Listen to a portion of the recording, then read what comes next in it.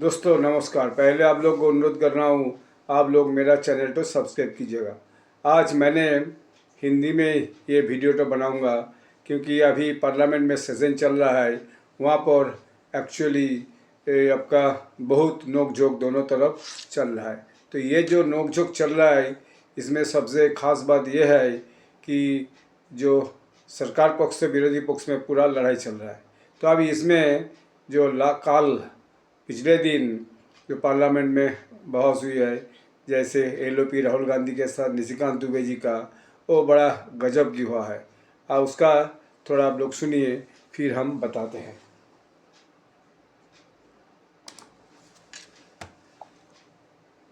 उसमें कोई फंसना नहीं, उसी तरह से सभी जो है फंस गए चिड़िया। ये संविधान का किताब जो है राहुल गांधी और उनकी पार्टी के लिए केवल एक उसी प्रकार की कहावत है। सभापति महोदय, आप ये समझे, ये 76 में स्वर्ण सिंह की कमेटी बनी 1975 में। उन्होंने सारे इंस्टीट्यूशन को खत्म कर दिया, अध्यक्ष महोदय, जिसके लिए आज फिर से लगे हुए हैं। इस संविधान में 121 बार राष्ट्रपति का जिक्र है। इस संविधान में 121 बार राष्ट्रपति महोदय का जिक्र है। आपको आश्चर्य होगा कि एक संशोधन के माध्यम से राष्ट्रपति के सारे अधिकार को कांग्रेस ने खत्म कर दिया। राष्ट्रपति रबर स्टैंप हो गया। राष्ट्रपति जो कैबिनेट कह कर देगी उस पर मोहर मारना उसका अंतिम लक्ष्य हो गया। राष्ट्रपति का इंस्टीट्यूशन खत्म हो गया। इंदिरा गांधी ने इसी वोट चोरी करके जब रायबरेली का चुनाव जीता और जब फैसला हुआ कोर्ट का, तो ऐसा सिचुएशन इस व्यक्ति ने पैदा किया, इस पार्टी ने पैदा किया कि आपको आश्चर्य होगा कि 3 जज को बाईपास करके एक ऐसे चीफ जस्टिस को बना दिया जो 8.5 साल तक इसका मुख्य न्यायाधीश रहा। प्रेस की पूरी स्वतंत्रता खत्म हो गई। इंडियन एक्सप्रेस के एडिटर रामनाथ गोयनका से लेकर सारे लोग जो कुछ कहते थे, और ये केवल इस संविधान संशोधन में हुआ। आज वो इंस्टीट्यूशन की बात तो ये निशिकांत जी एक एक करके जो कंप्लेन उठाया गया एलओपी राहुल गांधी जी के द्वारा, इसको एक एक करके पॉइंट टू पॉइंट डिबेट कर रहा है और इतना तथ्य लेके आया है, कब्जा लेके आया है, जो कहना नहीं चाहिए। तो जिसको कहना चाहिए कि निशिकांत जी तो एकदम राहुल गांधी तो अपोजिशन को पूरा पेल दिया। फिर सुनिए। यूपीएससी जैसी संस्था, और ये पूरे सदन को जानने वाली बात है, यूपीएससी जैसी संस्था जो आईएएस और आईपीएस और ऑल इंडिया सर्विसेज को पैदा करती है। कांग्रेस का एक कार्यकर्ता बटुक सिंह 10 साल तक यूपीएससी का चेयरमैन रहा। ये यूपीएससी की हालत कर दी इन्होंने। ये चुनाव आयोग की बात करते हैं। इस देश का पहला चुनाव कमिश्नर सुकुमार सेन, जब वो रिटायर होते हैं तो उसको सूडान का ये राज्यपाल बना देते हैं। वीएस रमा देवी जब रिटायर होती है उसको हिमाचल का गवर्नर बना देते हैं। टीएन शेषन जब रिटायर होते हैं तो उसको अहमदाबाद में भारतीय जनता पार्टी के खिलाफ कैंडिडेट बना देते हैं। और एमएस गिल जब रिटायर होते हैं तो वो इस केंद्र के मंत्री 10 साल तक इसी सदन में रहते हैं। किस चुनाव आयोग की बात करते हो? किस ईमानदारी की बात करते हो? किस पारदर्शिता की बात करते हो? कौन सी कांग्रेस की बात करते हो? सीबीआई की बात कर रहे थे। अश्वनी कुमार जो सोनिया गांधी जी और राहुल गांधी का सिक्योरिटी अफसर था, वो सीबीआई का डायरेक्टर बनाया जाता है। रंजीत सिन्हा जो कांग्रेस के अहमद पटेल के, एक एक करके निशिकांत दुबे ने, लेकिन जो भी बोलिएगा, कांग्रेस को एकदम पोल खोल दिया। एक एक हर जो पुराना जो कारनामा है कांग्रेस का, वो तो लेकिन भाई खोल दिया। देखिए, ये पार्लियामेंट डिबेट है, ये सब पार्लियामेंट में नोट हो रहा है, अर्थात रिकॉर्ड हो रहा है। तो ये कोई मामूली बात नहीं है। पूरा एकदम एक एक करके पूरा डेटा लाके, और जहाँ जहाँ से जो 75 साल का अंदर में जो कांग्रेस का 50-60 साल का जो राज था, उस राज का क्या असलियत है, वो असलियत के बारे में लेकिन निशिकांत दुबे जी भाई एकदम सबको जिसको कहता है कि एकदम मेकेट करवा दिया। फिर सुनिए, थोड़ा सा फिर बताते हैं। यहाँ रोज बैठता था और जिसकी डायरी पकड़ाई कि उसने कांग्रेस के कितने नेता कब कहां गए, उसको सीबीआई का डायरेक्टर बना देता। कौन सी बात कर रहे हो यार? सीबीआई का यही हाल, आईबी का यही हाल, एमके नारायण को जो है ढोते रहे, कभी गवर्नर बना दिए, केवल कभी नेशनल सिक्योरिटी एडवाइजर बना दिए। किस तरह की बात करते हो? हाँ, हम आरएसएस के हैं, हम आरएसएस के हैं, मुझे गर्व है कि हम आरएसएस के हैं। और आरएसएस के इसीलिए हैं कि ऋण है शरीरों में, ऋण है शहीदों का, मगर कैसे चुकाएंगे? ऋण है शहीदों का, मगर कैसे चुकाएंगे? लहू की जब तक बूंद है तब तक तिरंगा लहराएंगे। यही आरएसएस का मापदंड है और यही हमारा विषय है। अध्यक्ष महोदय, वोट चोरी और एसआईआर, ये पूरा डॉक्यूमेंट जो है राहुल गांधी के लिए ही लेके आया। ये 1980 का, अध्यक्ष महोदय, ये 1980 का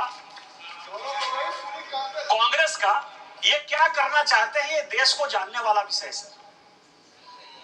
और मैं सबसे पहले ये बताऊंगा, ये 1980 का जवाब है पी शिवशंकर का, कांग्रेस के मंत्री थे। इंद्रजीत गुप्ता जो है, उन्होंने प्रश्न पूछा और ये कॉन्स्टिट्यूएंसी वाइज बिहार का ही चुनाव, चूंकि अभी डॉक्टर संजय जायसवाल बोल रहे थे, बिहार के काफी लोग बोले कि एसआईआर के बाद हम बड़े बहुमत से जीत कर आए हैं।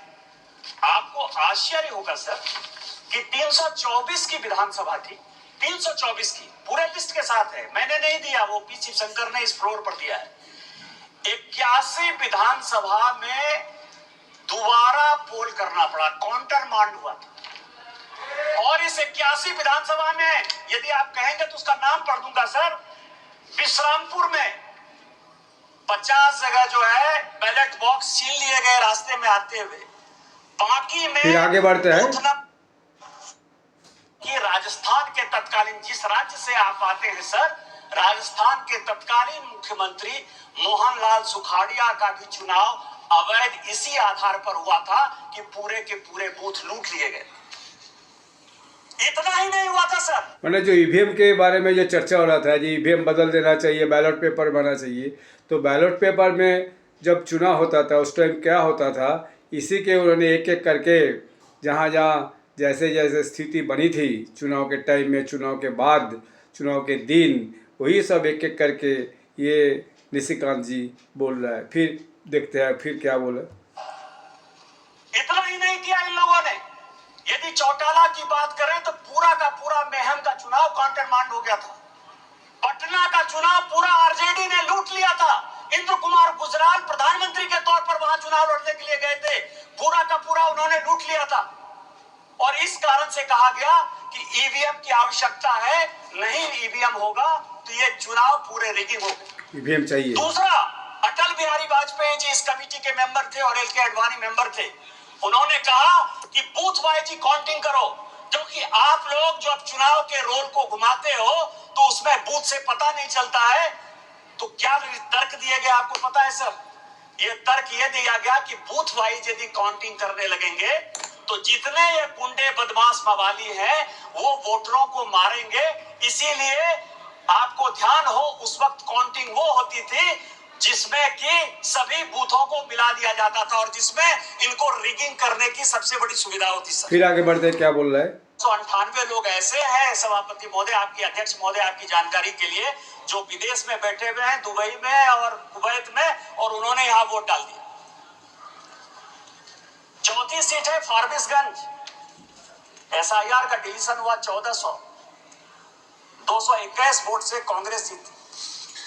ये तो मैं भी खुद कलकत्ता में थे उस टाइम देखे थे जो कैसे कैसे बैलेट पेपर में जो गड़बड़ी होता था।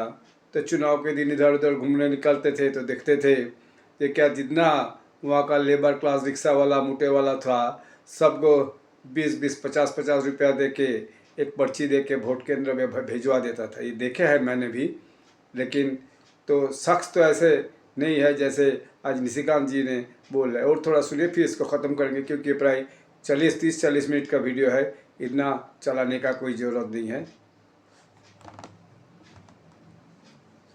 सोनिया गांधी से परमिशन लेके कई एक लेटर जवाहरलाल नेहरू के, फजलुर रहमान के साथ कई एक लेटर जवाहरलाल फिर नेहरू आगे के बढ़ते जिम्मा हैं।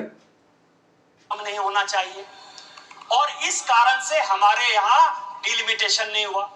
आज जब जनगणना होगी सर तो हमारे यहाँ मुश्किल से 20 से 22% आदिवासी होंगे। जिस मुसलमान की आबादी 9% थी आज इसीलिए अपोजिशन के किसी नेता उसके सिलेक्शन प्रोसेस में इन्वॉल्व करने की आवश्यकता नहीं। तो कहना है निशिकांत दुबे इतना डाटा लेके आए थे, उसका टीम बहुत बढ़िया काम कर रहा है। और जो अपोजिशन को ज़्यादातर पे जो एलओपी राहुल गांधी को तो एकदम बिस्ता नाबूद कर दिया। तो ये तो बड़ा काम कर दिया भाई निशिकांत दुबे ने, एकदम पूरा सदन को एकदम चौंका दिया। इतना डाटा इन्फॉर्मेशन लाके ईवीएम के ऊपर, चुनाव आयोग के ऊपर और जो बैलेट पेपर के ऊपर जितना क्वेश्चन उठा था उस क्वेश्चन को एक एक करके ऐसे आंसर दिया, सबको चुप करवा दिया, कोई एक क्वेश्चन नहीं कर पाया। तो देखा गया और ये अपोजिशन में देखा जा रहा है जो एलओपी ने जो इश्यू उठाया उस इश्यू को लेकिन सब अपोजिशन सपोर्ट नहीं कर रहा है। सब अपोजिशन का अपना अपना एजेंडा है। खाली राहुल गांधी जी को सर से सर मिलाने से नहीं चलेगा। उन लोग का जो अपना अपना एजेंडा है वो तो उठाना ही पड़ेगा। तो रीजनल पार्टी सब अपना अपना एजेंडा भी वहाँ पर बता रहे थे। तो ये जो अभी पार्लियामेंट में बहस चल रहा है वो बहुत एकदम गजब की चल रहा है। तो आगे दिन के लिए 19 तारीख तक चलेगा। बहुत सारी इश्यू है, बहुत सारे बिल भी है, वो बिल सब पास कराएंगे सरकार। अभी तो सरकार तो राज्यसभा में भी मेजोरिटी होने वाला है सुना जा रहा है, क्योंकि बिहार इलेक्शन के बाद राज्यसभा में बीजेपी जो एनडीए जुट का बिहार में जो जय हुआ उससे और राज्यसभा मेंबर भी बढ़ेगा।